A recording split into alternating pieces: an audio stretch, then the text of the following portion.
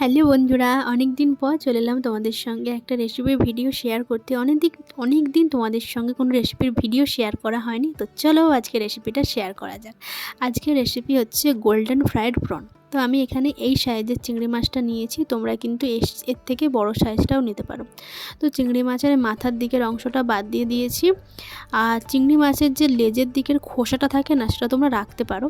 ওটা রাখলে দেখতে ভালো লাগে, কিন্তু আমি ওটা বাদ দিয়ে দিয়েছি। তো প্রনের মধ্যে প্রথমে নিয়েছি আদা রসুনের পেস্ট, নুন, গোলমরিচের গুঁড়ো আর লেবুর রস দিয়ে আমি 10 মিনিট মেখে নিয়েছি।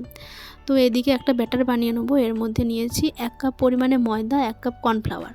তো এর মধ্যে দিয়েছি নুন, গোলমরিচের গুঁড়ো, সাদা তেল, বেকিং সোডা, আর দিলাম ডিমের সাদা অংশটা, আর আদা রসুনের কুচি আর ধনেপাতা কুচি।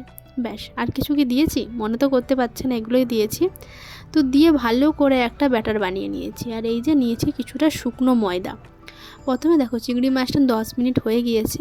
প্রথমে চিংড়ি মাছটাকে শুকনো ময়দাতে কিছুক্ষণ কোটিং করে নিয়েছি। তারপর ওখান থেকে কোটিং করার যে চিংড়ি মাছগুলো আছে নিয়ে এই যে ব্যাটারটা আছে, ব্যাটারের মধ্যে চুবিয়ে চুবিয়ে ভালো করে ভেজে নিলেই রেডি। আর এত ক্রিস্পি হয় না, তোমরা একবার এইভাবে বানিয়ে দেখতে পারো। আশা করি তোমাদের কিন্তু ভালো লাগবে। এখন যেহেতু বিয়েবাড়ির সিজন চলছে, তো স্টার্টারে কিন্তু এই ধরনের কিন্তু গোল্ডেন ফ্রাইড প্রন কিন্তু দেওয়াই হয়।